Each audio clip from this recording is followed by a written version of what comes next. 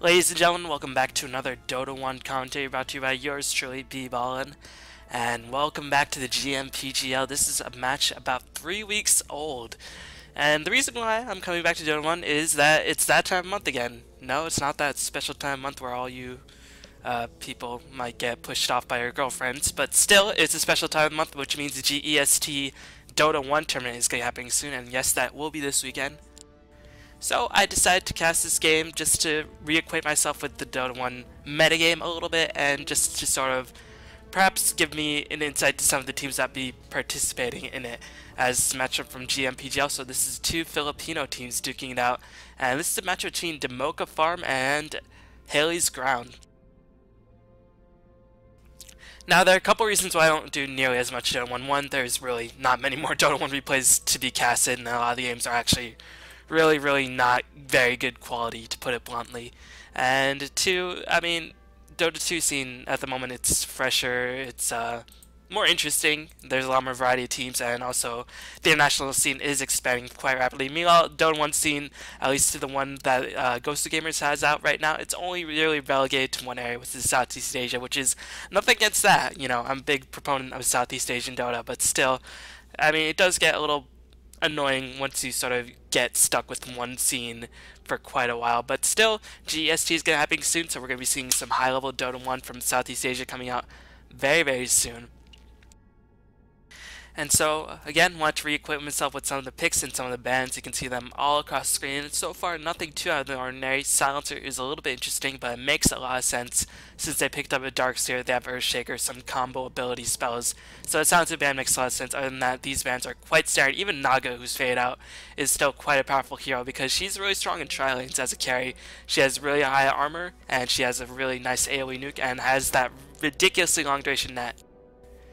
Meanwhile, I'm not too sure about the Shadow Fiend first ban. This might be just Respect versus Hailey's Ground. Maybe they run a really great Shadow Fiend.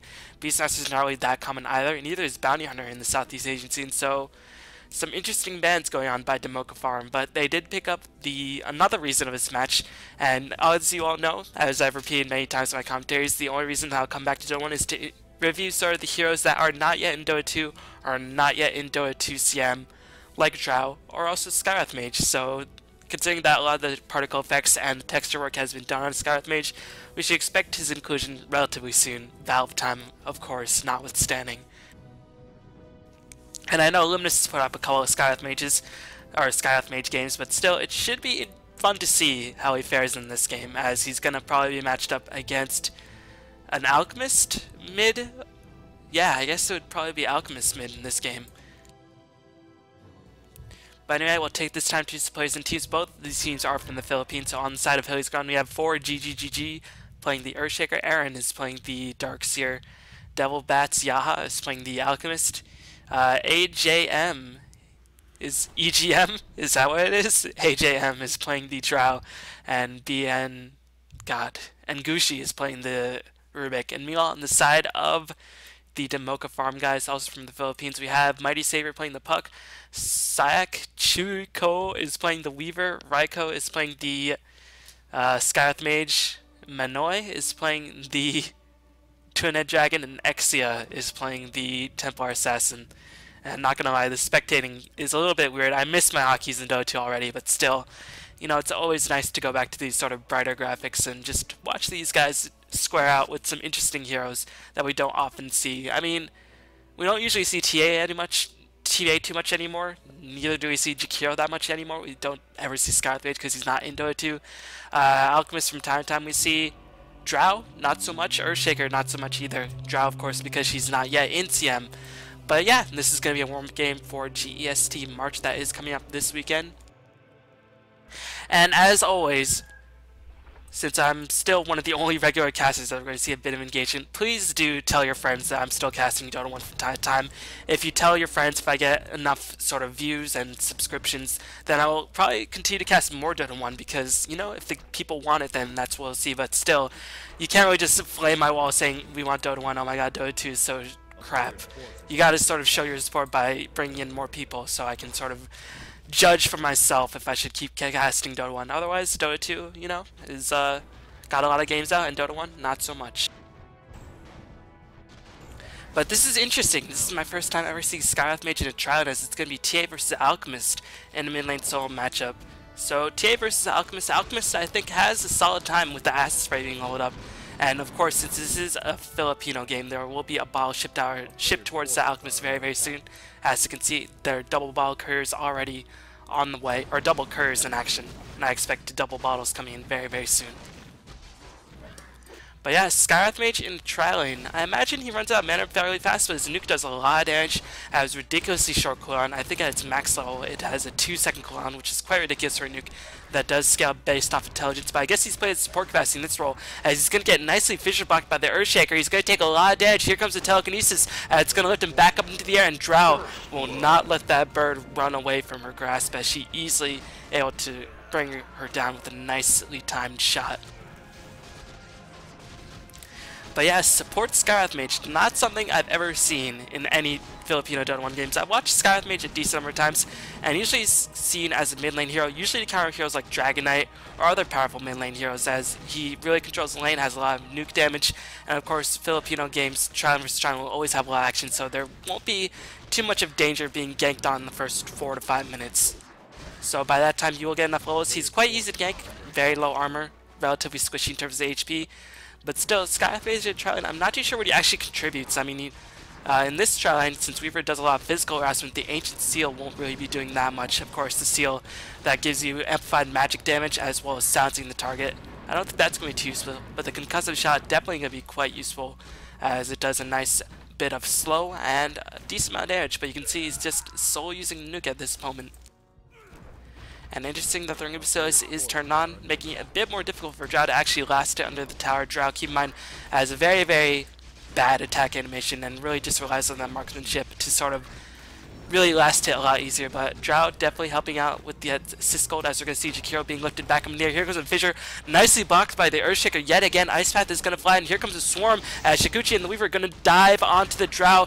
Drow is going to be the first one on the side of the Radiant to perish, or on the Sentinel to perish, as Meow Earthshaker going to square it out man style, but unfortunately he is going to get roasted into a nice charbroiled steak by the Weaver and the Skywrath Mage. So far, as per usual in a Filipino tri-lane versus tri-lane scenario, there's a lot of action. As usually in other Southeast Asian games, the tri-lane versus tri-lane is not really as action-packed, but it's been a while since I've casted the full Pinoy matchup. So it's a little bit refreshing to see a lot of action coming out right from the gates. Meanwhile, Puck versus Darkseer. Darkseer should win the lane. He should farm very easily, and Puck will take a lot of creep damage from the tower. He'll take a lot of creep damage if he tries to harass, and Ion Shell is such a good ability. Darkseer, interesting enough, no Soul Ring, as I guess he's bottle curling himself. Yes, he is. I think Soul Ring is a bit more reliable on Darkseer, and usually Southeast Asian Darkseers do like to get the Soul Ring. So I'm a bit curious to see why I went for bottle, but still, I mean, it's Southeast Asian Filipino Dota 1. What more do you want? You have double bottle action, as I guess this bottom lane not going to have any item shipped towards it for quite a bit so far. But so far it's 2-2, as we're going to see Templar Assassin take a bit of damage from the Alchemist. Actually, TA doing rather well against Alchemist, 16-5 compared to the Alchemist's 18-1.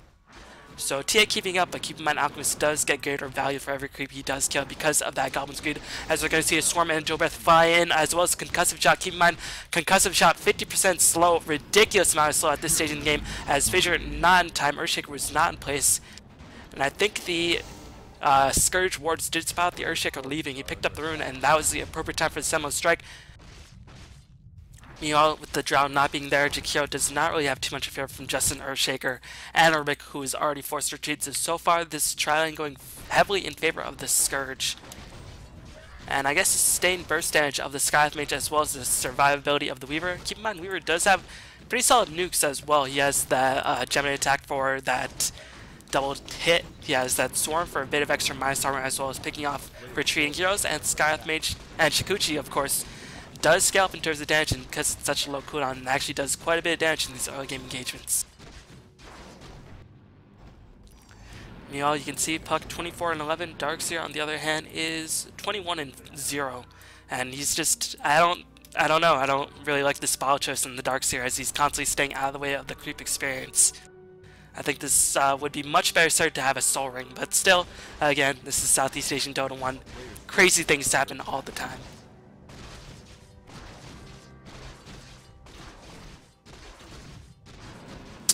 Meanwhile, Earthshaker appears like he's not going to check the 4-minute rune. He knows as soon as he loses the lane, Drow will most certainly forfeit her life or be in grave danger, and that Earthshaker defense Fissure always so clutch. I feel like in these Southeast Asian Dota 1 games, Earthshaker is usually the MVP of most games, and it's usually handled by the captains, and their Fissure placements are getting better and better. I mean, sometimes because of the lag, because all these matches are played online, and because the connection, the Filipino scene is not that great, sometimes the Fissures whip, but I've been seeing the Fissure placement improve much more as the games have progressed, especially this past year. I mean, the Fissure placements have just been very, very nice by these Southeast Asian shakers. Meanwhile, Alchemist is going to clear out a small camp, as we're going to see Dragonist, the Skywrath Mage, trying to snipe the courier. I don't think he can actually kill the Alchemist. The Alchemist went for treads, going to give him a lot of attack speed. Keep in mind the base attack time of Alchemist is very low. As we might see a gank come in, trap is going to be popped, but a little bit of miscommunication right there. As Alchemist will just easily be able to escape.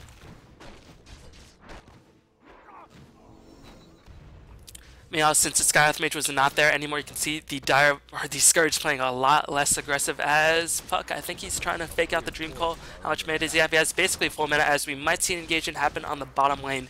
In these Southeast Asian Pinoy versus Pinoy games, I mean, there's action happening all over the map, but so far, I haven't missed a kill, which I'm quite proud of, but still, only kills that have been on the bottom lane. So I guess that's nothing to brag about just yet. We're going to see the concussive shot. Nice defensive fissure as the dual breath still manages to hit. Weaver is going to dive past that as the fissure unfortunately not able to block it up, but they are going to get a Weaver for the troubles. One more hit. No, the Shikuchi was just in time as the Arcane Bolt as well as the concussive shot and the Ice Path are going to be enough to clean up the Shaker. You can see in its early stage of the game, the fact of the matter is that the Arcane Bolt just does so much damage by a Skywrath Mage, and he's so very quick as Ice Path is going to fly in.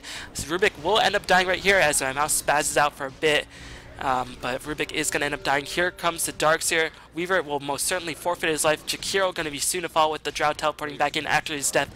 So some nice rotation by the Darkseer will help to ensure a double kill. But the fact of the matter is that the other semi-carry, Skywrath Mage, did manage to escape, as it's curious to call him a semi-carry, but he's getting so many of the kills that can definitely transition into some mid to late game items. But still, nice rotation by the Darkseer regardless. Managed to get some double kills in a situation that was looking very, very bad for the Sentinel, as he's going to rotate to the mid lane and then probably make his way back towards top. As TA, just checking out her CS, she has almost 40 CS as there is going to be a dive attempt. The trap has been sprung, but it's going to miss yet again. It doesn't matter, Darkseer was surged up anyway, as the double curve is going to fly all over the map. Yep, Jakiro just going to teleport to the mid lane, help to drive off any intruders to the Templar Assassin's lane, and just immediately go back to the bot lane where Drow is being kept down quite hard, but Drow one of those carries that even the Southeast Asian scene where she has a difficult time, even if she's kept down, she will always pump out ridiculous amounts of damage as the game goes on. Although, you definitely sort of delay the items that she can pick up, and Drow, because her agility does get transferred to her allies, will just mean a lot less agility for her, or a lot less damage for her teammates. If she doesn't manage to get something like a fast butterfly, or even fast treads, that's just a lot less damage being granted to her teammates. But I still think Drow is a little bit too overpowered right now for Dota 2, so I'm personally glad to see that she's not yet in the Captain's Mode scene.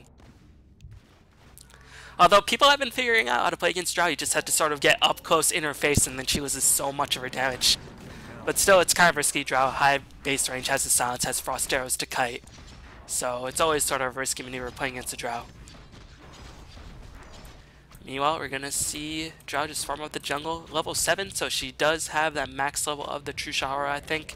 She might have the max level of the Frost Shot as Puck gonna orb away. The Darkseer, here comes the concussive shot, 50% slow as Dream Coil isn't casted as well. Silence will come in from the Puck as well as will the Dragon Hawk Mage actually escape. You can see just how much damage the Dragon Hawk Rider is actually pumping out, as I keep forgetting the name, as Jakiro is going to be the next recipient of this gank on the bottom lane, taking a lot of Frost Arrow damage, and meanwhile Earthshaker trying to get in place for that totem whack. Unfortunately, Puck is going to teleport in with a nicely timed counter gank, and it's gonna be a double kill being picked up by the Scourge. And so far in that engagement, it was a 3-for-1. Definitely not worth it for the Sentinel, as Puck did a nice job rotating in and really just made Sentinel's life so much more difficult. Even without Dream Coil, Puck with how much damage he can put out and with the low HP pool on the Drow, as well as the Earthshaker and the other person in the Drow lane, I forgot, Rubik. Puck just hurts like very few other heroes in the game at this stage.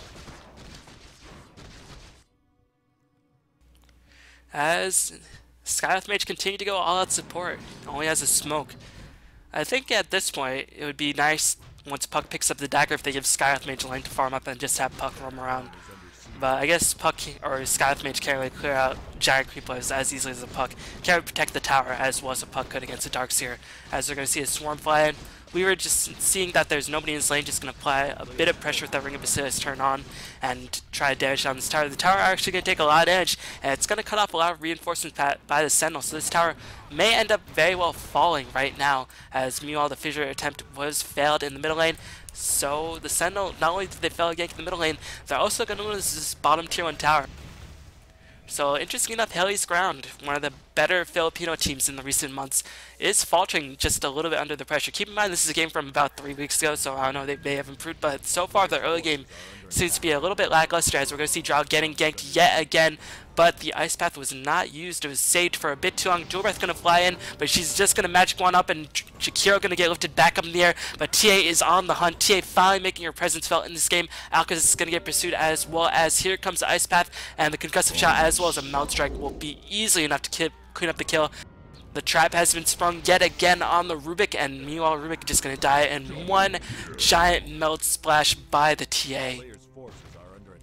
As the Scourge getting off to a really strong start, and meanwhile Weaver playing smart, just going to split push the lanes. 48 CS, not the best CS, but keep in mind he was contesting and trying quite heavily.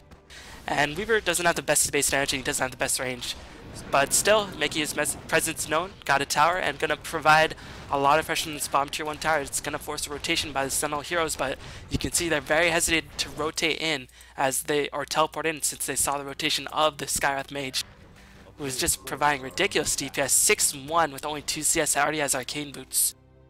And if Skywrath Mage as a support is getting this many kills with this little farm, if you manage to get something like a Force Staff or a Mechanism or even an Atos, he's going to start cranking out insane amounts of DPS as he can start spamming to his heart's content. But his ultimate, it's going to be the tricky factor, because his ultimate costs a ridiculous amount of mana. And that's always a bit puzzling to me. I don't know why people don't pick Pugna in Southeast Asian games to counter Skywrath Mage. But even in Southeast Asian games, Skywrath Mage, if you saw the pick fan phase, you saw he was 4th pick or 5th pick, and sometimes Pugna just doesn't work when Skywrath Mage is picked up that late. But in other games, in earlier games, he was picked very early on, but keep in mind those games were probably a month or 2 months old. So, yeah, it all depends on his picking phase, but yeah, I think Pugna definitely hard counters Skywrath Mage, as that's just my opinion.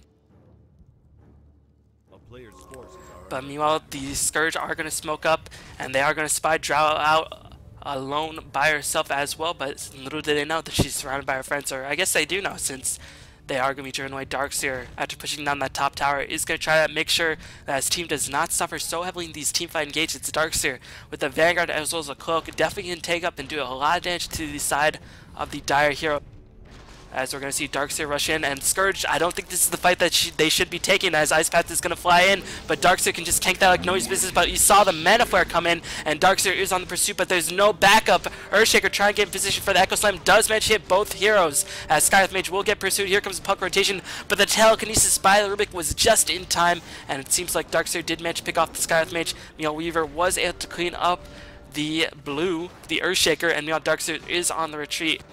Can he actually escape? He should be able to escape. No, dagger by the Puck will keep on the pursuit as the Dream Coil gonna hit on the Rubik. Rubik only level 5. Meanwhile, the illusory orb, but not enough. Darkseer is so very tank, but still a favorable engagement for the Scourge. Nonetheless, it was a 2-to-1 trade for the Scourge. And although they lost their support Skywrath Mage, they did manage to claim the lives of 2 of the heroes on the side of the Scourge, or on the Sentinel. But the lucky thing in the Sentinel is that Alchemist has only died once. He already has his Lothar's Edge finished up, as this is pretty much the go-to item in most Filipino games for mid solos, because Lothar's Edge gives you a lot of mobility, and especially since the buff, it's a go-to item for a lot of mid solo semi carries as well for the Western scene, because it gives you a lot of attack speed and a lot of damage. And it does allow Alchemist to somewhat charge up his stun if there's nothing like a gem or a Sentry Ward in place. So that is another added benefit, as Alchemist is going to drop a lot of items. Probably going to go for something like a Maelstrom, as Alchemist, despite being relatively uncontested, only 60 CS, which is quite bad for an Alchemist at this stage. But keep in mind, neutrals do not show up in the overall CS score in Dota 1. As you can see, he's farmed 34 neutrals, which is more like 50 because of the Goblin's Greek Gold.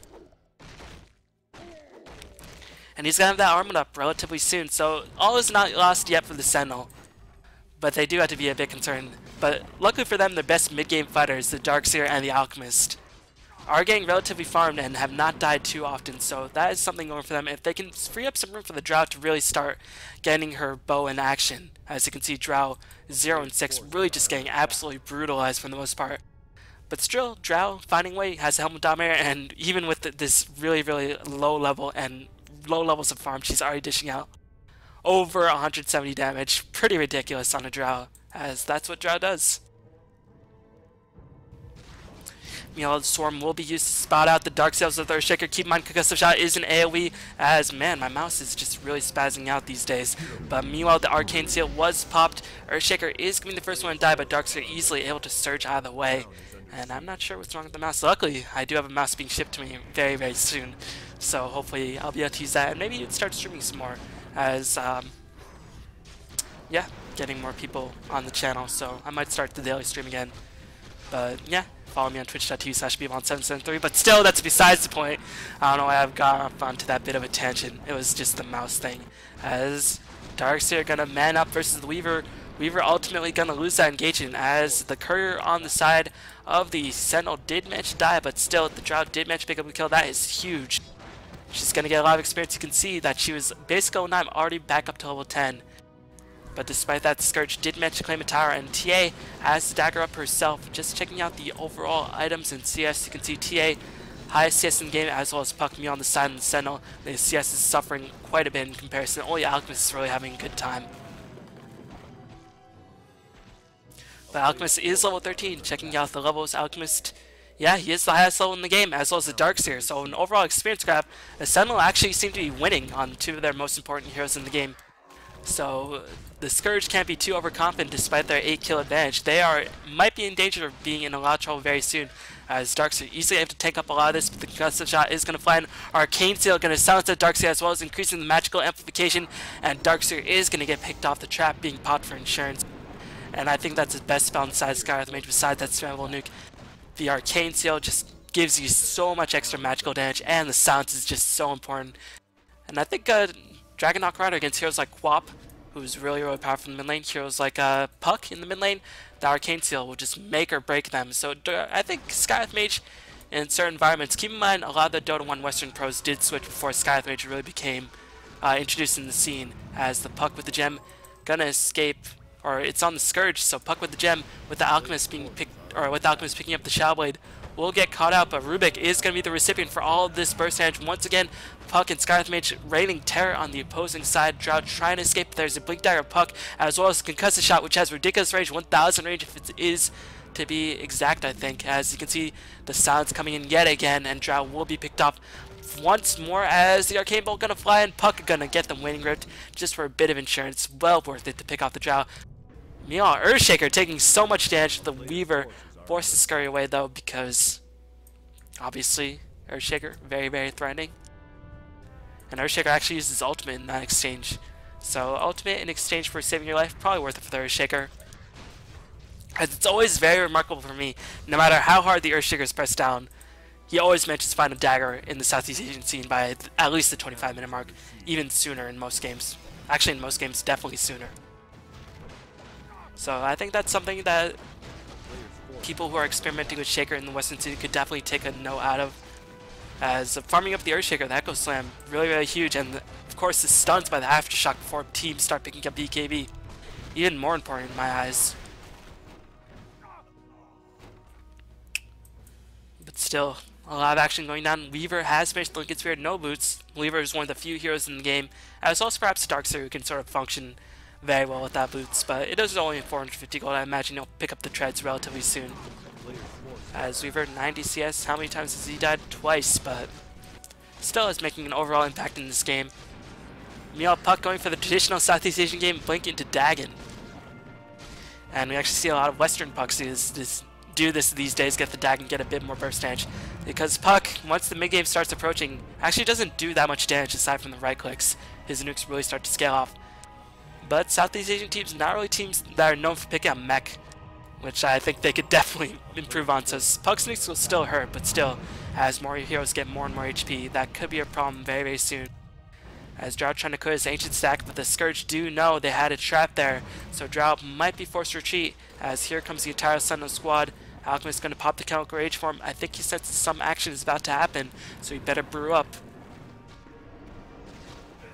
As he finished the Mask of Madness, he's going to initiate with that Lothar's Edge. He's just going to stun himself. And Scourge now know that it is time for them to back off. They're going to try to take down this tier 1 tower. As I want to check out the items on the Skywrath Mage really fast. That's one thing that's very annoying. You can't bring down the item slot unless you bring this, which covers the entire screen. But Skywrath Mage picks up a Vid Booster, probably for an Atos, as a double Slowzone and Skywrath Mage definitely very respectable, and Skywrath Mage is a hero who suffers quite a bit in terms of HP. But hold that thought, it looks like there might be engagement coming in. Darkseer going to cast an Iron Shell. Nice deny of the tower by Aaron, as Ice Path is going to fly in. Mana Flare coming in, doing a huge amount of burst damage. Meanwhile, Kerr is going to be in a lot of danger. It's flapping its wings as fast as possible to escape. Puck senses blood. He's going to come in. Meanwhile, Earthshaker does reveal his presence. The trap has been sprung by the TA yet again, and now they're going Earthshaker hunting.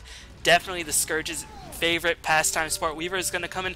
Earthshaker can actually escape. He might get dove. The Dagon does fly in. The Puck with the last auto attack will finish up. Meanwhile, Drow is going to get pursued as well. The Wang Rift will be used to clean up the kill, as Puck does manage to get a double kill. Saying clear, saying, I don't want to look at all of this blood that I've just created. I'm a fairy dragon. I'm a very respectable creature of the forest. But huge, huge victory for the Scourge right there, as they managed to clear out team after team, or hero after hero in that engagement. Alchemist is going to farm up the bottom lane, and a lot of that has to do with that Skywrath Mage. The Mana Flare, definitely really undervalued, as it is a really short cooldown nuke, but it does so much damage. It does ridiculous amounts of damage, short cooldown, and only goes up, and this is why ridiculous amounts of damage being pumped out by the Skywrath Mage. And this is why he can be a potential viable hero, because burst damage is all the trends for supports these days. So it's actually nice to see Skywrath Mage being played as support in this game, because I think if he is picked up in the European scene, he'd be either played as a mid-solo or a support. Keep in mind, Gyrocopter, another bursty hero, does do a lot of burst damage, as well as Darkseer just going to run around in circles. Vacuum going to fly in as a Melt Strike, as well as a Dagon will finish out the Darkseer. Pipe not being used by the Darkseer, but still probably was silenced for most of that duration, and the physical damage wouldn't really, or the magical damage wouldn't really help you against a meld.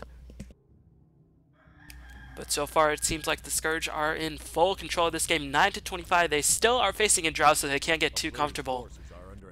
And Alchemist is getting actually very, very farmed. I'd like to see Alchemist actually start participating in team fights, because otherwise the Scourge will just get so far in terms of experience that it doesn't matter how farmed your Alchemist will get. He will just get silenced and get absolutely obliterated. So in this game, I think next time it has to be the BKB on the side of Alchemist, as the Skywrath Mage is going to drop the Observer Ward. The stun is going to be popped to Alchemist. Not going to keep it the pursuit, recognizing that Skywrath Mage was just a bit out of the reach. But still, with all of these Observer Wards and the Double Danger being placed on the side of the Scourge feeling very, very secure and taking down Soroshan. DD, Deso, TA, definitely going to have a large impact in that as well. And interesting enough, it's going to be Weaver picking up the Aegis. They recognize how useful Shikuchi is, and they know if Tia gets killed down, really just will get camped and probably bursted down, but Weaver has a chance of escaping, so that might be the logic.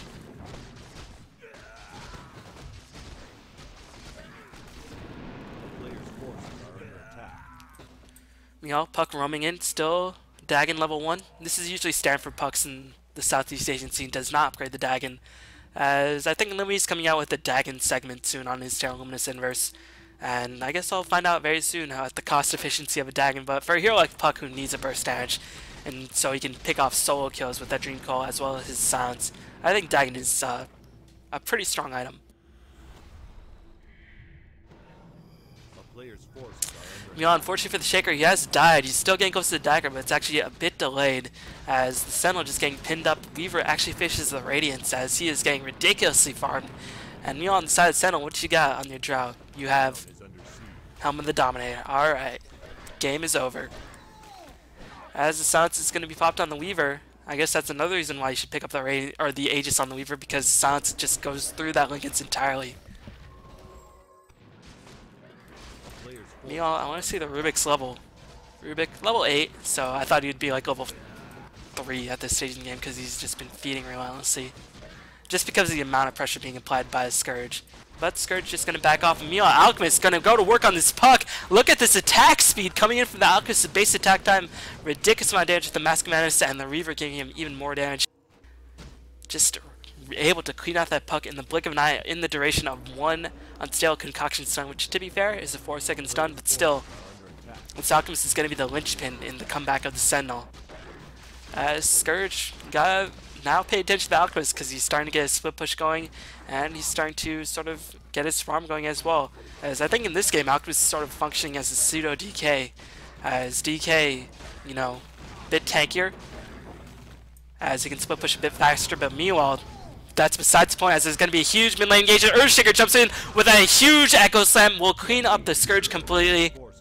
And the Scourge must be feeling very, very worried at this state. They did not see the dagger come in, as the Fissure Block as well as the Darkseer Vacuum was perfectly placed. And this is going to be the start of a comeback, but Weaver decides to join the party with the Radiant Sprint, and the Aegis will be able to clean up the Drow as Ice Path does fly, and Drow is going to end up perishing. Meanwhile, Darkseer is saying YOLO, picking off this tower, and should be able to escape. I don't know if he can. He's going to juke to the right and will be able to escape. No, he's going to juke back around, sensing that the Weaver might be approaching from a different angle. But still, 7 seconds of Surge, just a bit too difficult to catch up against. But meanwhile, once again, Alcus is going to farm up, but he's getting close to his heart. And this is going to be very, very bad news for his Scourge very, very soon. In terms of the late game, you have Weaver, TA, and Skywrath Mage, but Drow and Alchemist will be able to outcarry you. It's just not even a question. His puck gonna get stunned again. Mask of Madness.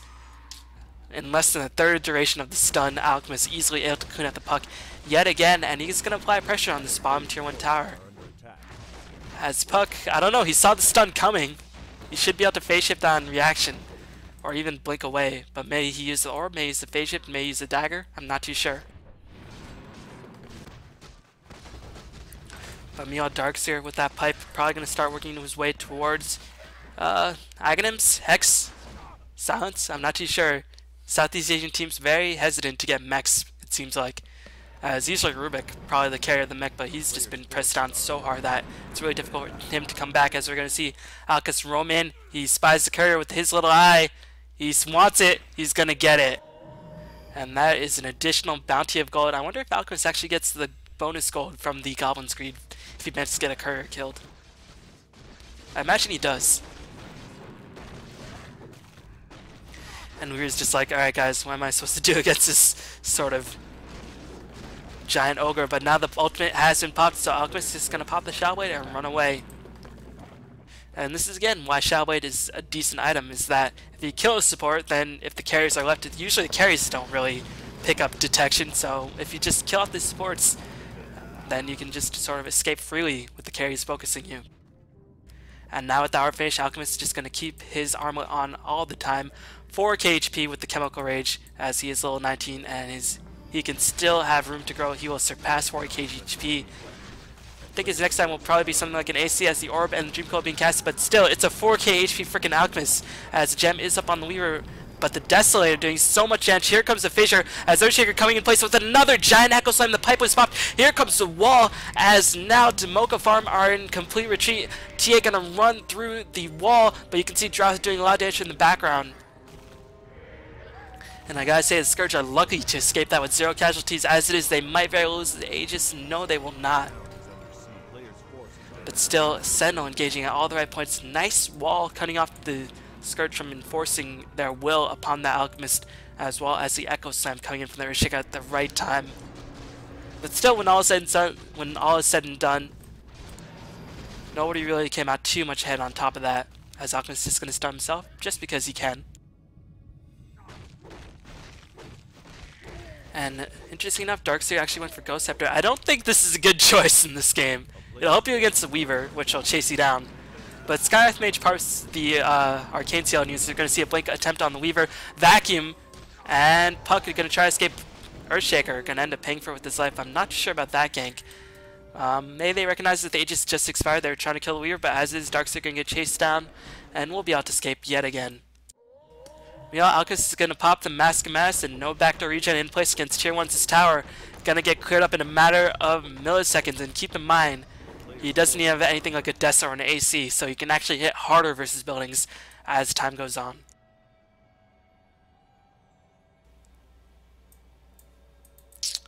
But meanwhile, Desolator has been on the TA for quite a bit, 1100 gold in the bank, and Scourge is starting to fall in terms of item progression, I feel like, as the Puck has died twice, so that's going to delay his Hex very, very heavily. Meanwhile, Drow has finally found some room to farm up, has finished the Shadow Blade on her own part just recently, but that will give her some attack speed as well as a form of escape. The gem is still up on the Weaver, but he's going to be very well delayed on that heart, because Weaver, not only the best farmer in the game, especially when the Sentinel really just sort of jump on him. Of course, he has Radiance as well as Kushi to clear out creep plays very, very quickly. But he always has to be wary of the Sentinel just coming in, dropping Echo Slams and Fissures on his face, and just saying, you know, if we kill the Weaver, it's very much worth it, because he's pretty much their only hope in the late game. Skywrath Mage actually went for Vanguard instead of Atos. Not too sure about this decision. It won't really help you against a Drow or an Alchemist too much. So I think in overall terms of momentum, Sentinel definitely have it in their hands, as Scourge finding it very difficult to actually push in, and Drow, keep in mind, she can still upgrade basically all of these items, except for maybe the Shadow Blade, and even then she can choose to sell that in the late game. Alchemist will eventually probably sell everything but the heart, or the armlet as well. Gonna build his way towards the AC. Actually, we'll have that up in about 2,000 gold. And meanwhile, Alchemist is going to get spotted out. The gem is in picture, and Alchemist going to get picked off for once in his life. The stun will manage to stun everybody on the side of Scourge because Alchemist stun is an AoE. Pretty funny thing. Alchemist is going to buy back, recognizing that he's needed for the defense. I don't think this is a rage buyback. I think he saw the fact that Scourge with the double damage rune on the Weaver would probably just push in if he was not alive. So this is a very, very needed buyback, but I don't know. He's still approaching so easily, as I just want to see a gold. He was at 1900 after the buyback, or at the buyback, and then he started at 400. Considering he'd be dead for around a minute, I want to see if he can make up that farm in a minute, because Alchemist is one of those heroes who can make up buyback very, very quickly, and definitely make buybacks worth it. But BKB has been fished on the TA. Anything on the side of Sentinel that goes through BKB? No. But still, the right clicks of the Drow and Alchemist do go through BKB, and that's where a significant portion of the DPS is now coming in from. And I feel like Scourge just losing a lot of momentum. So they're picking up Ghost Scepters, which is definitely the right item slot, but still, if they get stunned, it's not going to help you too much. Weaver not able to really farm up his heart or anything, as he's been sort of pressured quite a bit. Meanwhile, Puck, again, just finished the Mystic Staff, still about 800 gold away from the Hex. He managed to pick up Hex relatively soon. That is Scourge's time to strike. Alchemist seems like he has no intentions of going for that BKB. Drow ages away from that BKB. Well, if she goes straight for BKB, we'll have that up in about 1,500 gold. Or actually, 2k gold. So Sentinel, maybe seeing that Puck was farming for quite a bit, may recognize the fact that he's going to get close to that Hex. They're going to smoke up and actually going to reveal the smoke, but keep in mind Drow, she can just pop the Lothar's Edge, so it makes that appear. But Drow just farming at will. But meanwhile, Weaver, the gem carrier, is on the bottom lane, so without their gem, they're definitely not going to gank the Drow. But still, I don't know, the Drow is baiting quite hard. But Roshan has just been respawned. And Sentinel, I think they want to trade because they know TA Desolator easily able to kill down the Roshan, but Scourge not even bothering to go for that. I think they really want the Hex, which is definitely a very solid option. But now, just now, they're starting the Roshan, and as it is, their tower will end up dying. As not too sure how Roshan was running out. I guess some Hexes came in. But yeah, it's gonna be tier 2 for a Roshan. If Scourge just got to work earlier. Keep in mind that the Sentinel were smoked up, so they actually had very little vision of where the rest of the Sentinel were. All they knew was that Drow was on the top lane, so I guess that's why they were so hesitant to start the Roshan. But still, not the worst trade for the Sentinel, as TA gonna give up the Aegis to the Weaver yet again. Probably the right decision because he has a gem. If they manage to lose the gem, Weaver will just be in such big trouble, as no gem being picked up on the Sentinel just yet. Draw actually going for the Yasha. I think BKB would be definitely much more appreciated, but maybe she feels like Alchemist will draw the majority of the aggro, which is sort of definitely very respectable because you want to bring down this Alchemist at all cost. But still, 4k HP, now with 21 armor. I don't know, even with the Desolator and the Swarm ticking in with the minus armor and the Meld, they'll still have decent armor. Actually, Meld plus Desolator, 14 armor, Swarm does minus armor for every tick. Well, that will pretty much mitigate all of Alcus's bonus armor if he picks up that AC, so scratch that.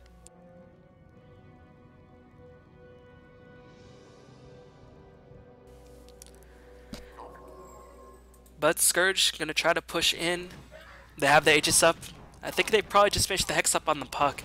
They did, and this is their optimal chance to strike before anybody on Sentinel decides to pick up BKB. They really need to make great usage of this Hex and the Aegis.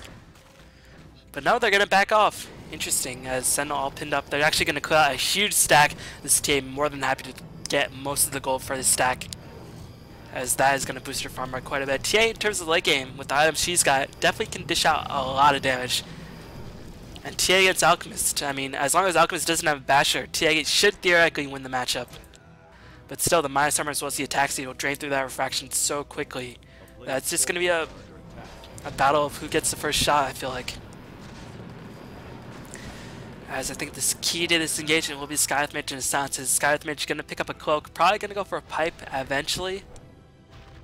But still, he's going to be ages away as Scourge going to counter ward it up. And here comes the Arcane Shot. Tia going to blink in. 3-shot, the Rubik going to pop the BKB as well. Might have been a bit of overkill, but definitely want to prevent the telekinesis. But Rubik at this stage, so low leveled. And look at the dash. Drow is coming out, actually going to completely mitigate the refraction. Stun is going to find. Here comes the puck with the Dream Coil, but they have no follow-up initiations as TA was staying so far back. Keep in mind, TA did not have the Aegis as Weaver tried to do whatever he can. It seems like Brown was able to pick off the retreating Drow. Drow is going to buy back. Meanwhile, the wall providing so much chaos in the background as Skywrath Mage is going to get picked off. Orb is going to be challenged by the puck. Puck, can you actually escape? That's the question. Will it be able to escape? It's going to be a 2-for-1 engagement. And I think Scourge is starting to realize the facts that TA does much more damage than Weaver. She really needs to be the one carrying the Aegis. Or at least the cheese in the next engagement, because otherwise, I mean, once the BK is down, TA very, very squishy, and definitely not going to be... Well, definitely need the TA's sustained damage in these fights as Drow starting to dish out a hefty amount of damage. TA going to blink back into the fray. Weaver going to pop his own BKB. Just recently picked that up. Not too sure why Weaver would go for BKB in this game. Just for the silence, I suppose. But still, 2 10-second BK charges were used in that engagement. All they got were a Drow buyback and a Rubik kill. And Rubik level 9 was able to respawn in about 30 seconds, so not even the greatest loss for the Sentinel on that engagement. They did pop the wall, but didn't use anything like the Echo Slam. And Scourge starting to see their momentum completely swing around. If there was a goal graph, I think just on the back of the Alchemist alone, I think the goal graph would probably be maybe looking at the towers. Might be 2k advantage of the Scourge, but definitely not over 5k. As Alchemist finished up the Boots of Travel instead of going for the AC. We'll have the AC up very, very soon in about 1800 gold.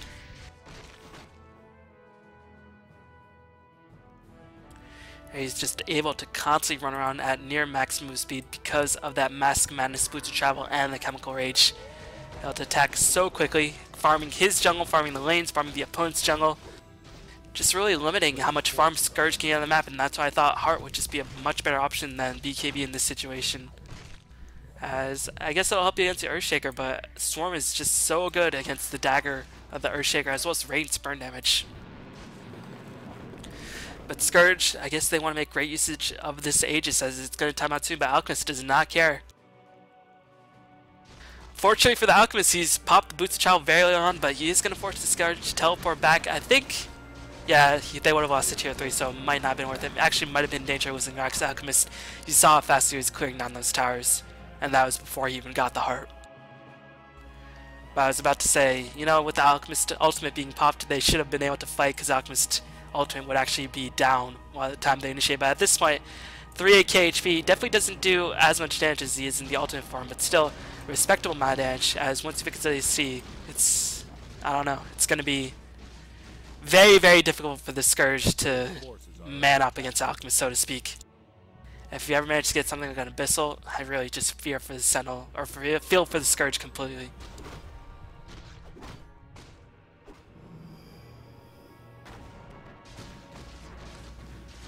But Sentinel starting to slowly push their way out of the base, 17 kills behind, but I think they're definitely the ones with some of the advantage now. As Drow was forced to buy back again, not too sure why she went for Yasha instead of going for straight for BKB. It's not like Drow.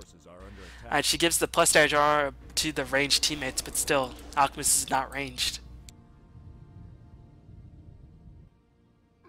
But another push attempt is going to come back in. Alchemist will have his ultimate up ready for the Swarm, and the Scourge just really want to fight. The Creepy Golem is in their favor, but the Aegis, I imagine, is going to time out relatively soon. Actually, just timed out.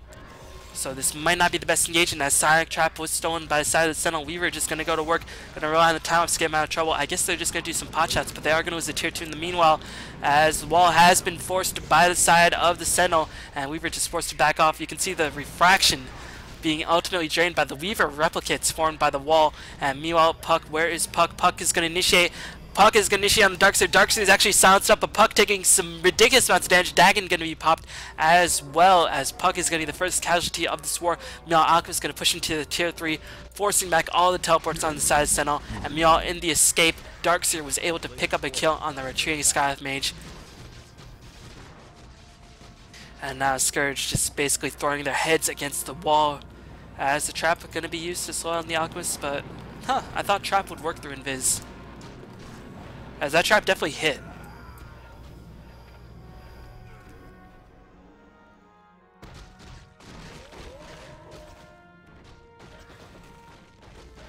Alchemist able to escape. Is going to start split pushing Expedition yet again. 3.4k gold in the bank. We'll have the AC up in a matter of moments, or probably just continue to save for buyback.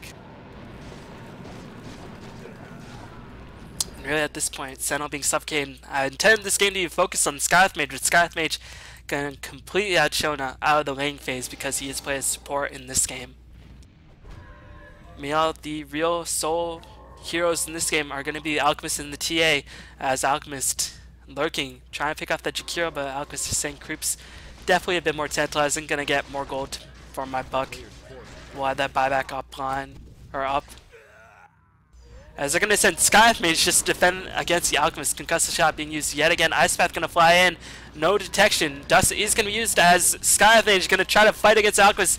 Definitely not something you have in mind, but Alchemist is going to get a lot of damage. Keep in mind the Arcane Scroll, or the Arcane Seal, doing so much damage. Alchemist popping the Mask of Madness, taking a lot of extra damage. Alchemist, can he actually run away? This Arcane Shot coming yet again. Meanwhile, the mid lane, Drow picking up kills left and right. Will kill the Weaver as well as the Brown, who is, I think, the TA. So now, I don't know, Scourge looking in very, very dire straits as the heart regen is going to start ticking in. And now there's no point chasing. And without the TA does have buyback, fortunately for the Scourge. I imagine he used another BQA charge. Did they use an Echo Slam? They didn't use an Echo Slam in that defense.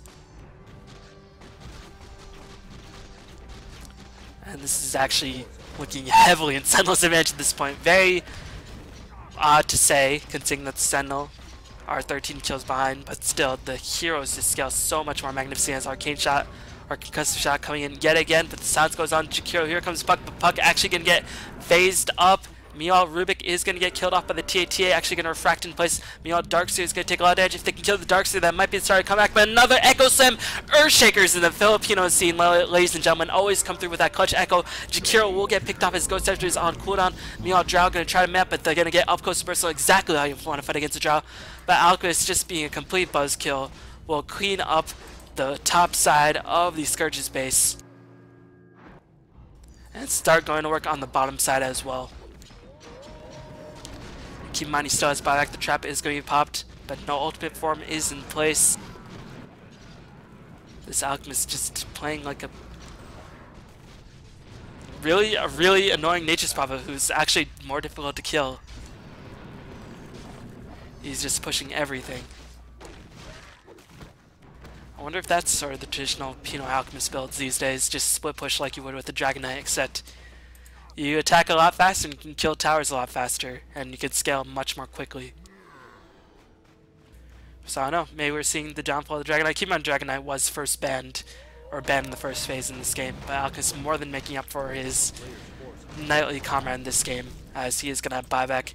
He is going to have 5.3k gold in the bank. If he decides to sell his Mask Madness, go for Satanic, he'll be immortal.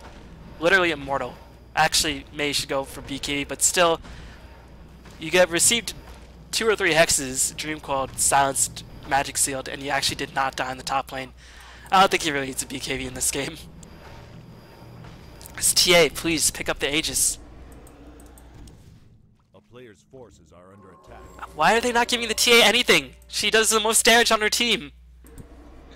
This is so weird. And this is the sort of frustrating thing about casting Southeast Asian Dota 1. That, I mean, as a caster, you just don't really understand decisions. As in these battles, TA definitely doing the most damage. The Desolator, the Meld, the Refraction. And even though the Refraction is being drained so quickly, she's actually one of the few heroes to man up against Drow. But they're gonna get the cheese to the puck. Good puck should actually just never die in the late stages of the game. But I mean, there is a silence in place, so I guess I sort of have to give them that. And the Aegis on Leaver makes sense, but this is the third row shrine. You're not gonna get the Aegis or the cheese TA unless she has a big tier 4 item flying in, which she very well could. Then there's no reason why you shouldn't give it. She had the AC finished.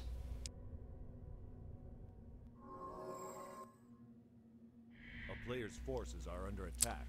But meanwhile, the lane's constantly being pushed on both sides. Alchemist, once again, keeping up his farming spree. I think he's just waiting for him to actually die before making him a decision, so he can just buy back and buy a tier 4 item right out the gates. Meanwhile, Drow saying, I don't need BKB either. Gonna go for Mantis style instead as Drow. You can see the power of Drow with the very minimal items, just right-clicking it up and completely beasting the Scourge in terms of long-range DPS. A player's forces are under attack. Meanwhile, they're going Alchemist hunting, but I think this endeavor is ultimately fruitless, but they might kind of find themselves an Earthshaker, and that will definitely make it a lot easier to push into the base. But instead, there's going to be engagement. Rubik will get caught out once again. Rubik definitely not privy to the Sentinel's comeback, as he is just being picked off left and right. I mean, such is the life of a sport in a 50-minute game. But we're going to see the Furion, aka the Alchemist, just push in and prevent the Scourge from actually pushing in. And keep in mind, the last 2 times the Scourge have engaged, they've actually fought without the Aegis, despite getting the Aegis all 3 times. So we'll see if 3rd time's the charm for the Scourge, if they can actually push in, or if they're just going to lose their Aegis yet again and lose their team fight. So they definitely need the Aegis in these engagements. But still, how do you deal with this? It's just ridiculously difficult. May put Tia on full base defense, but still, at this point, Tia will just get massacred by the Alchemist. She has quite low HP, and once stun, I mean, even with the BKB, she'll just get right-clicked down as they're going to spy an Alchemist. The trap has been sprung. Skywrath Mage with the gem. Alchemist actually juking around. He's going to get silenced, but going to go to work on Skywrath Mage, as Skywrath Mage will get picked off, will lose the gem as well. No, he's going to get juked for a bit. Here comes the puck, as he's going to get hexed by the Darkseer. Meanwhile, Alchemist is going to go work yet again. And Skywrath Mage is going to be the first one to die in this engagement. PKB is forced by the TA, but you can see she's just getting right-clicked down. Meanwhile, the Dream Coil has been used defensively, as this is the time for the Scourge to get the heck out of there. But no, they're going to cast Dmokafarm. They're actually going to kill the Drow. Dagon is going to fly in. Nice turn on by the Sentinel thus far. And Alchemist, without the ultimate, just becomes a lot less threatening. Actually going to turn back around, try to fight it out, but now it's going to get picked off. This is the start of a comeback for the Scourge. 16 kills ahead. Got to start comebacking. As the Darkseer, Rubik might be in danger of getting Blink Hexed, but no. Alchemist spot back is going to start pushing him. But if they can kill the Alchemist here, that will definitely be the catalyst of a huge comeback. But Alchemist just clears away so quickly. I actually did not buy a tier 4 item. I think at this point you can sell Mask Madness or even Armlet and just get a bigger item.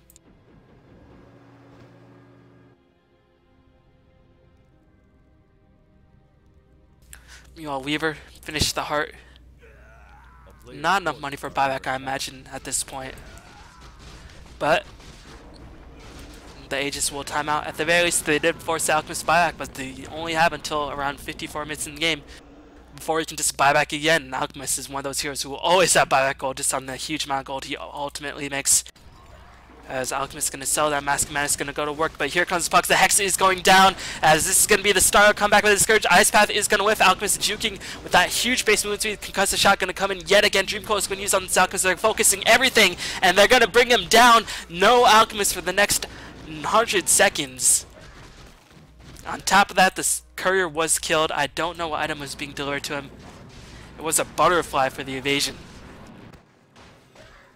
But now Sentinel must be thinking, uh-oh, this is not looking good. They have buyback on the Drow. But if they manage to kill the ES or the Darkseer in the primary minutes of the engagement, that'll just be a huge victory. And they still have the Aegis up. And Puck still has the cheese as well. As Ghost Scepter being popped by the Jakiro. Meanwhile, BKB being popped by the Weird, trying to run in, trying to use his Aegis. I guess Aegis is going to time out relatively soon, going to be used time lapse. As here comes Puck. Dream Coil is on cooldown from the engagement, gets Alchemist Mana Flare, pumping out ridiculous loads of damage onto the back of the Drought. They are going to lose their tier 3 tower, but actually it's Sentinel. Nobody on side of Sentinel died, but they're just going to fight, not in range of the wall, but the creep wave, not being able to push in. Now they're just going to push in. Meanwhile, Drought able to pick off the Puck. Puck unable to use the cheese, I imagine, as the bottom barrack is going to take a lot of pressure. Alchemist is going to respawn in about 30 seconds. Glyph has been used. Here comes the Ice Path, as well as the Ice or the arcane shot by the Skywrath Mage yet again, just using that over and over again. Keep in mind it has 1200 rage or something ridiculous, as the bottom barracks are gonna get cleaned up. But TA smartly focusing the building instead of the barracks, and keep in mind the middle barracks actually fell. I guess that was from the other main lane engagement. Meanwhile, the nice choke point being channeled by the Earthshaker, gonna force staff himself ahead. Earthshaker trying to do work, but TA gonna bring him down. TA will have to buy back right now. Still a huge victory in favor of the Sentinel. But now, they have to worry because Alchemist will have that buyback cooldown reset. He was dead for 100 seconds. As Skywrath Mage was picked off again. So I don't know. It's hard to say. Scourge were able to get some momentum kills, and actually they're putting the fear into Alchemist's heart. I can't just split push by myself anymore. They're looking for me. So Alchemist, I think he might actually start playing with this team.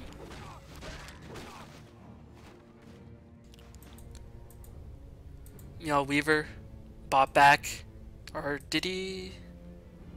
No, looks like he just managed to escape. THD is going to buy back. TA bought back.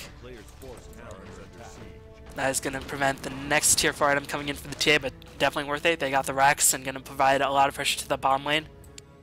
But Alchemist, again, one of those heroes who doesn't care about the super creeps because he gets just as much gold as he ever does. Well, a little bit less, but basically it's like normal creeps with Alchemist gold. Actually, a bit more. The Alchemist popping the Rage form. If they can just wait out this Rage form, it might be time for the Scourge to strike, but still the daggers are going to get disabled by the Acid Spray. And Alchemist is going to go to work. Here comes the Ice Path flying in yet again. The trap slowing down everybody inside Sentinel. I think Sentinel want to fight this. They have the wall. Echo Slam will be up relatively soon. Here comes the TA.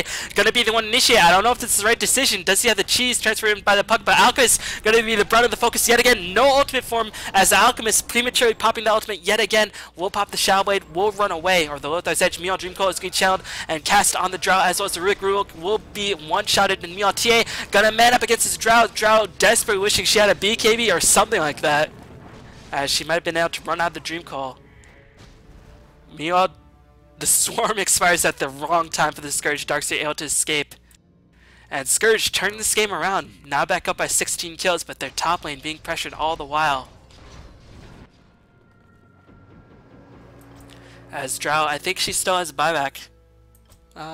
Should be left. Buyback? Buyback cost. A player's forces are under attack.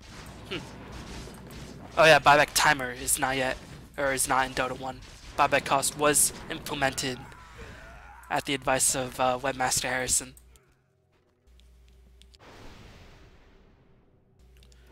But Drow gonna buy back. Rubik is back online as well. This top barrack, or this middle barracks, will most definitely die. Or maybe not, as Weaver gonna get hexed up. He's gonna get silenced as well. And Chikuchi was stolen. Here comes Echo Slam by the Earthshaker, throwing everything on Weaver. And he's just gonna buy back. So not gonna lie, if you've ever watched some of the older school Pinoy Dota 1 games, I mean just from a year ago when I was doing a huge casting spree on the Dota 1 games, you saw that Pinoy teams are very hesitant to actually stay for back, but I mean, I'm glad to see them play a bit more safer. As there's only 67 kills in 55 minutes, nothing like the 2 kill per minute, but definitely, I mean, teams are making mistakes, but this is overall a much cleaner game of Dota. But keep in mind, it's been a while since I've watched 2 Pinoy teams duke it out. It's usually like 2 Thai teams or 1 Pinoy team and a Thai team. But still, nice to see them not playing with so much reckless abandon. But one thing they have to worry about is that the Alchemist will have the buyback up, so they should try to focus on the Drow and maybe try to chain disable the Alchemist. If they focus on the Drow and then just leave Alchemist for last, they have a really strong shot of winning the teamfight. The Scourge, that is. Meanwhile, the Scourge, if they kill the TA, they should just theoretically wipe the teamfight instantly, because TA is the primary focus of the DPS, but actually the silence coming in from the Skywrath Mage is so huge. As combined with Mana Flare, does so much damage. Keep in mind, Mana Flare at max level does 1200? 1000 damage? Some ridiculous amounts of damage with the 20-second cooldown. I honestly forget.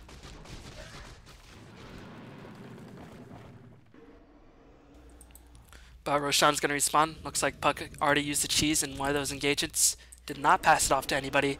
And meanwhile, the Alchemist Courier gets killed yet again. And Templar Assassin gonna go for the Breeza. This situation should maybe even sell the Dagger. Actually, Dagger, if you've been seeing the usage of the TA, has actually been used very cleverly. Gets up close and personal in Drow's face. And Drow loses so much damage when people or enemy heroes are near to her that the Dagger is actually very much essential. So that's why Puck is going to be the recipient of the Aegis. And this might allow Puck to cast 2 Hexes in a teamfight. If they manage to get double Hexes off with no BKBs on the side of the Sentinel, that could be critical in ensuring the Scourge's teamfight success. Meanwhile, who did the Aegis go to? Player's forces are under attack. Oh, Puck picked up the Aegis and the cheese. Oh man, who would the cheese go for? Well, I think Puck should probably just transfer this cheese to the TA or something like that.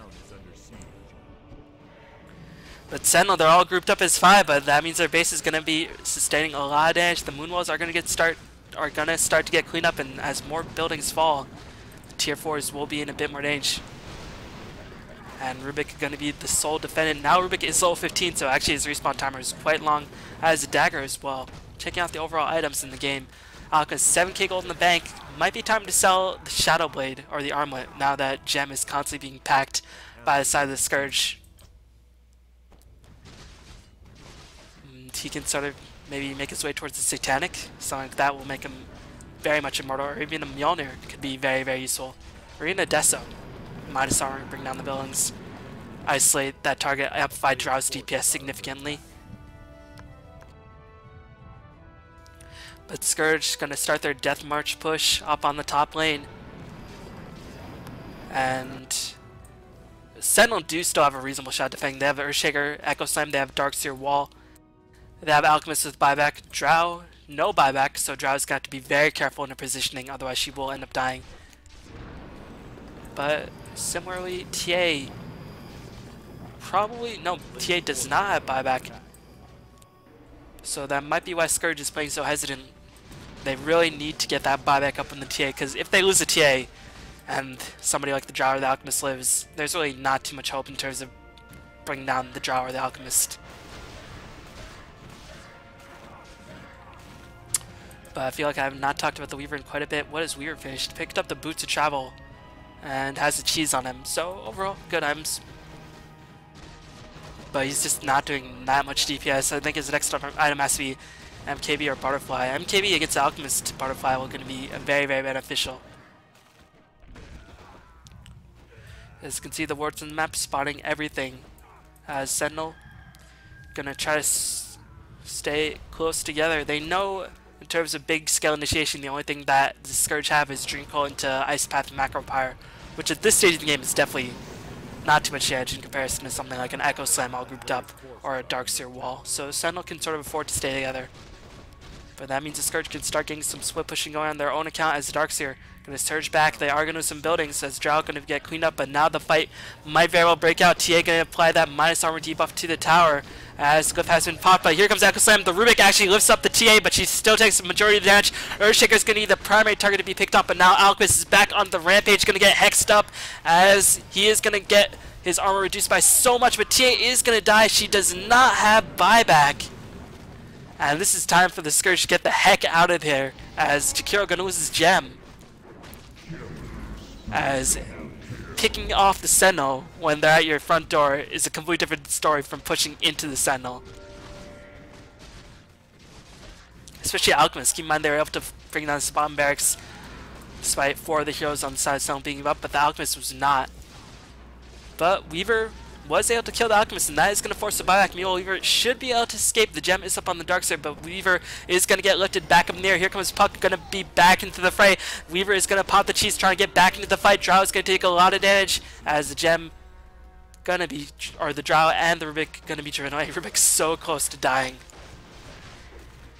But at the very least, Alchemist was forced to buy back.